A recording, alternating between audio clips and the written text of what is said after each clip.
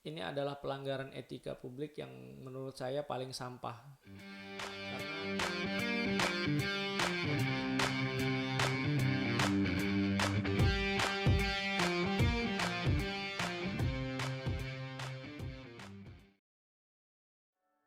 Assalamualaikum warahmatullahi wabarakatuh. Halo semua, kembali lagi bersama saya Rian Beni Sukmara, peserta Latsar CPNS tahun 2020 Puslatbang KDOD Kota Samarinda. Dalam video kali ini saya akan membawakan sedikit pembahasan tentang materi etika publik, yang mana ini berkaitan dengan perilaku atau sikap kita sebagai ASN. Oke, tak perlu berlama-lama, kita langsung saja masuk ke materi pembahasan. Sebelum kita masuk ke materi pembahasan yang lebih dalam, ada baiknya kita mengetahui dulu apa itu definisi dari etika publik. Yang pertama, kita bahas dulu tentang etika. Apa itu etika? Secara definisi, etika adalah ilmu tentang apa yang baik dan yang buruk dan tentang apa hak dan kewajiban sosial. Konsep dari etika biasanya disinonimkan dengan apa yang disebut dengan moral.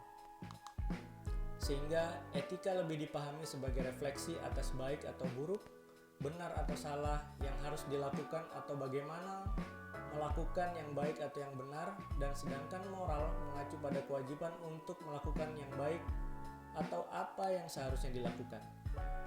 Selanjutnya kita bergeser ke definisi dari kode etik. Kode etik adalah aturan yang mengatur tingkah laku suatu kelompok khusus dengan sudut pandang hanya pada hal yang prinsip dan dalam bentuk yang tertulis. Lalu apa kaitannya ASN dengan etika publik? Dalam menjadi ASN, maka kita perlu untuk memahami hal yang berkaitan dengan etika publik ASN. Di antaranya kode etik ASN, nilai dasar etika publik, dan pelanggaran etika publik. Berdasarkan Undang-Undang Nomor 5 Tahun 2014, terdapat beberapa poin terkait dengan kode etik ASN, yaitu yang pertama adalah jujur dan berintegritas, cermat dan disiplin, hormat sopan tanpa tekanan, bertindak sesuai aturan undang-undang, melaksanakan perintah atasan yang sesuai undang-undang, menjaga kerahasiaan negara, bijak dalam memanfaatkan fasilitas atau barang milik negara, menghindari konflik of interest, informasi yang valid, tidak menyalahgunakan informasi negara, memegang teguh nilai-nilai ASN, reputasi dan integritas negara. Setelah mengetahui kode etik ASN, maka ASN juga perlu memahami nilai-nilai dasar dari etika publik itu sendiri. Yang pertama, memegang teguh nilai-nilai dalam ideologi negara. Yang kedua, setia dan mempertahankan Undang-Undang Dasar Negara Republik Indonesia. Yang ketiga, menjalankan tugas secara profesional dan tidak berpihak. Yang keempat, membuat keputusan berprinsip pada keahlian. Yang kelima, menciptakan lingkungan kerja yang non-diskriminatif. Yang keenam, memelihara dan menjunjung tinggi standar etika yang luhur. Yang ketujuh, mempertanggungjawabkan tindakan dan kinerjanya pada publik. Yang kedelapan, memiliki kemampuan dalam melaksanakan kebijakan dan program pemerintah. Kesembilan, memberikan layanan kepada publik secara jujur dan tanggap, cepat, akurat, berdaya guna, berhasil guna, dan santun. Yang kesepuluh, mengutamakan kepemimpinan berkualitas tinggi. Yang ke-11, menghargai komunikasi, konsultasi, dan kerjasama. Yang ke-12, mengutamakan pencapaian dan mendorong kinerja. Yang ke-13, mendorong kesetaraan dalam pekerjaan.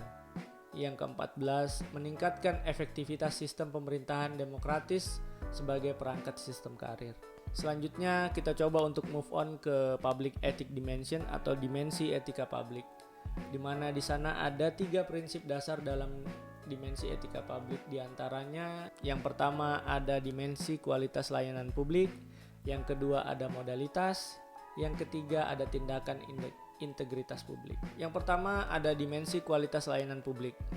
Di sini maksudnya adalah untuk mengarahkan analisa politik, sosial, budaya dalam rangka pencarian sistematik bentuk pelayanan publik yang terbaik dengan memperhitungkan interaksi-interaksi sosial dan nilai-nilai dari lembaga publik.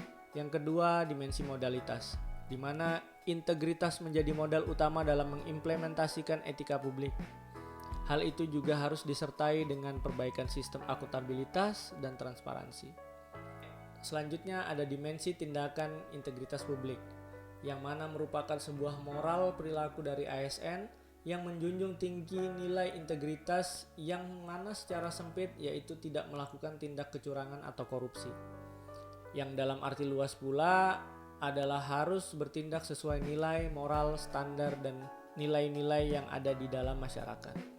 Dan pembahasan terakhir terkait dengan etika publik adalah pelanggaran-pelanggaran yang terkait dengan etika publik. Ada beberapa poin yang saya highlight di sini. Di antaranya adalah tindak pidana korupsi, indisipliner, penyalahgunaan wewenang, konflik kepentingan, dan ijazah palsu. Yang pertama kita bahas dulu tentang korupsi. Kita sudah tahu bahwa korupsi ini merupakan pelanggaran kode etik yang terkait juga dengan tindak pidana khusus yang dimana masuk kategori tindak pidana luar biasa. Di samping ketidaksesuaian dengan norma-norma yang berlaku, baik norma sosial ataupun norma agama, hal ini juga sangat merugikan negara. Yang kedua adalah tindakan indisipliner atau tidak disiplin, yang mana hal ini menjadi sangat sering dilakukan oleh beberapa ASN.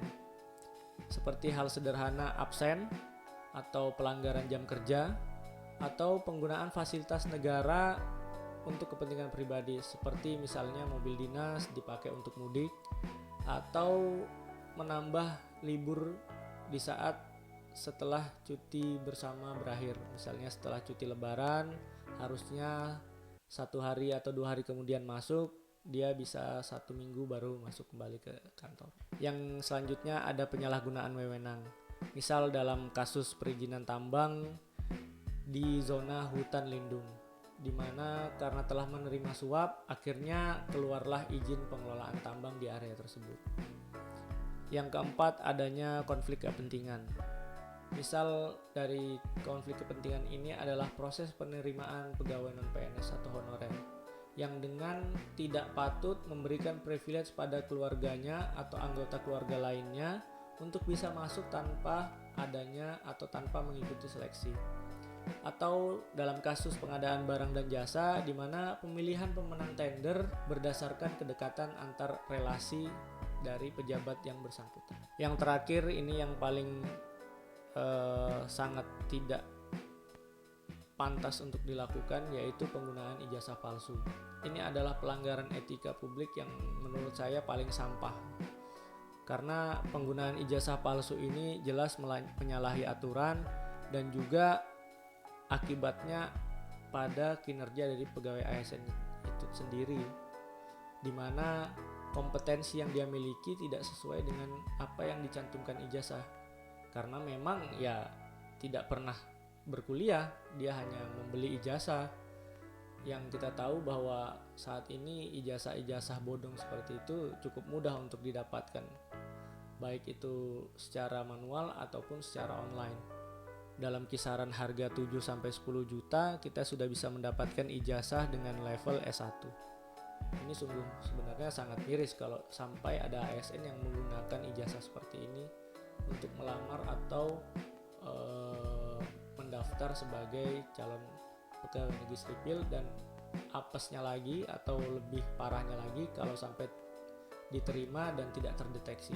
Ini akan sangat merugikan dari sisi lembaga negara. Oke, mungkin cukup sekian dulu pembahasan tentang etika publik. Semoga ini bisa bermanfaat dan sampai jumpa di video-video selanjutnya. Salam Sobat ASN.